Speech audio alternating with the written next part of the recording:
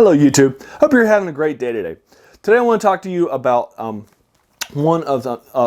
I'm going to be following up on doing a sequel to a video review I just did on Lucifer's Hammer, which was once one of my favorite books, actually it's once my favorite book of all time, by Larry Niven and Jerry Pournelle, which goes over this sort of strike by a comet called Hammer's Hammer, which was found by an astronomer named Tim Hamner, who's kind of this amateur astronomer who kind of sees it and collects it and so forth. And it goes over both the story as the hammer's being discovered and as they're researching it, and then the second act of this very thick and very giant novel follows the second half of that, sort of as the hammer strikes, and the immediate hammerfall itself. And then the last third of the book is kind of post-hammerfall and post-apocalyptic things. So you get these three sorts of acts: before, during, and after, each of three of which have a number of narratives. It's a giant book, giant tome, was a sci-fi classic from the 70s.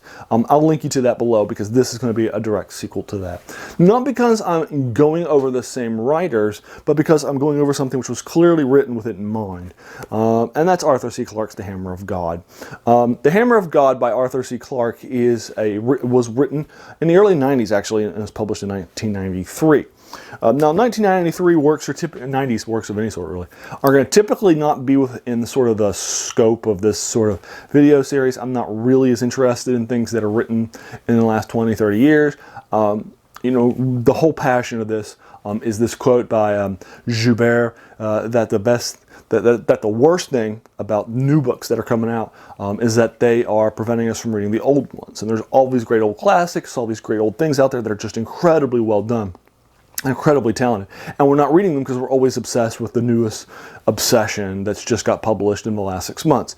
Well, we need to knock that off because there are all these great classics that are out there. Not that there aren't good books. I've read myself many a new book, but just that, again, we're just so obsessed with this new stuff out there that we're not always reading, the old stuff, these old classics and such.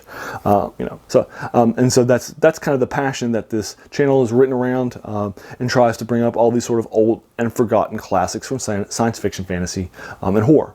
And going back hundreds of years and to all these older things, all the way back to the 70s and such. Typically before I was born, and I'm 1942, I was born in 76. This is not before I was born. A book written in 93 and published in by Arthur C. Clarke is not in any way, shape, or form a book that's kind of, in the sort of timeline that I was kind of envisioning for this series. But The Hammer of God is a little different because it's definitely written with Lucifer's Hammer in mind.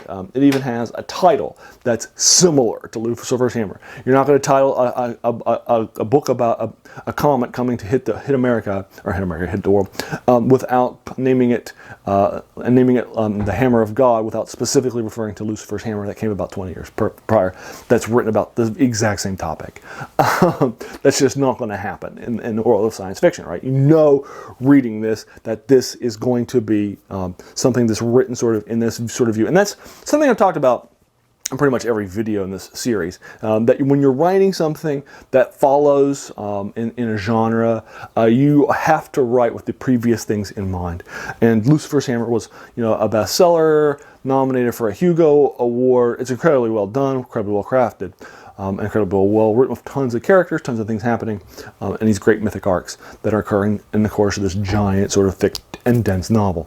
So, Arthur C. Clarke has probably read it, he's probably familiar with it, and so forth. And so when he writes The Hammer of God, he's clearly doing so with keeping, in mind Lucifer's Hammer from 20 years prior. So anyway, let's go ahead and kind of unpack that and take a look at that.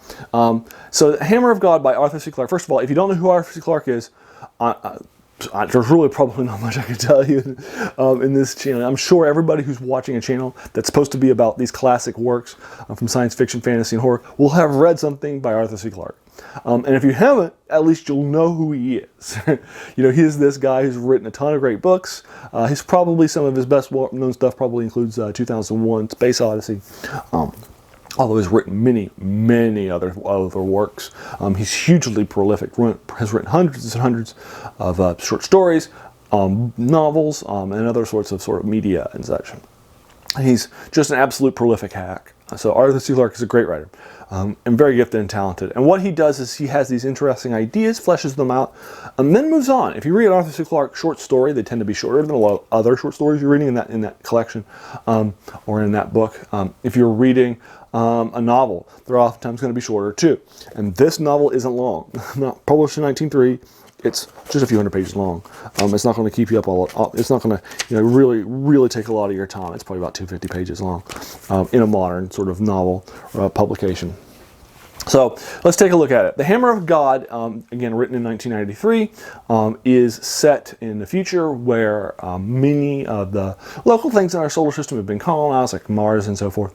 And there is a hammer that's called the Hammer of God, that's referred to as a comet that people think is going to hit the Earth. And so basically what's going to happen is for the first half of the novel, there's going to be this main character named Captain Singh, who is the CO of the USS Goliath.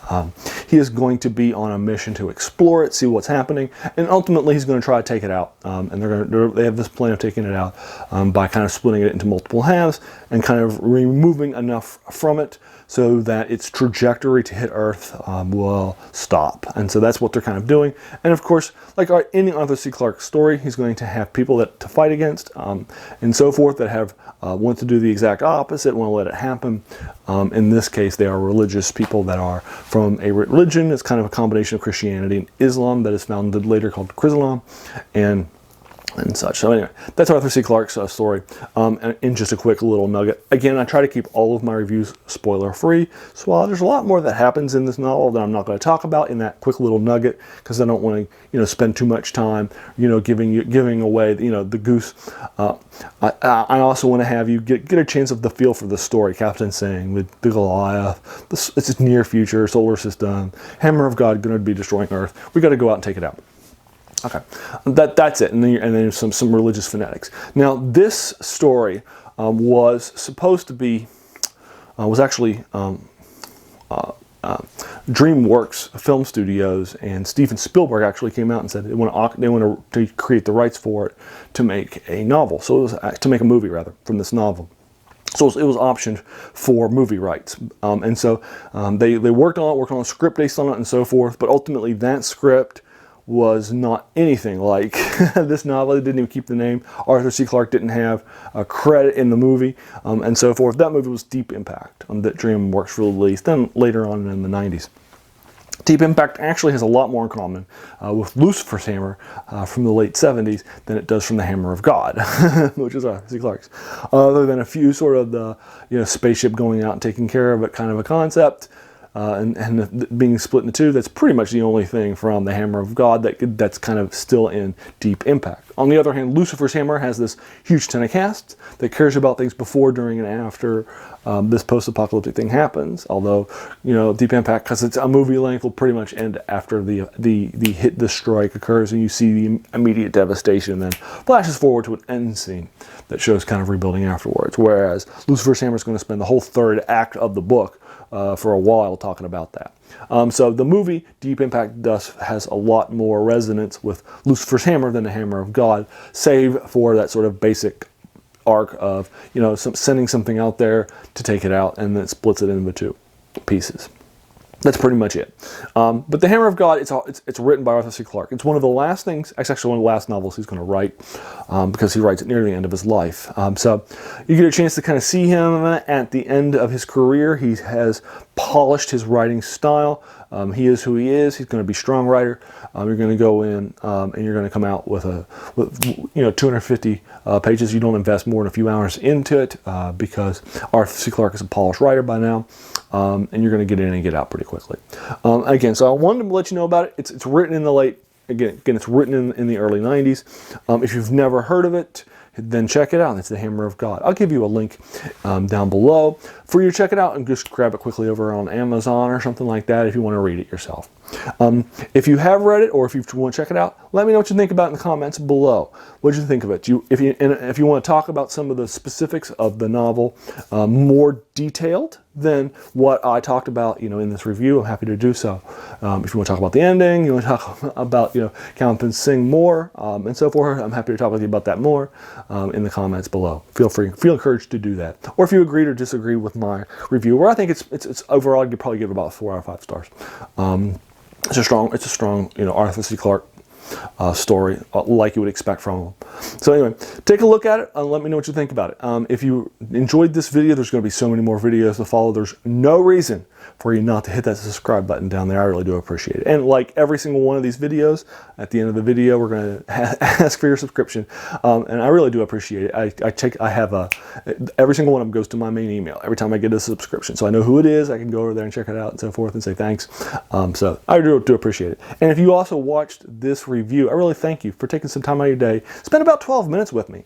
We all have busy days and busy lives. And the fact that you spent and invested some with me, that's amazing, and I really do appreciate that. So thanks again for your time. You have a great day.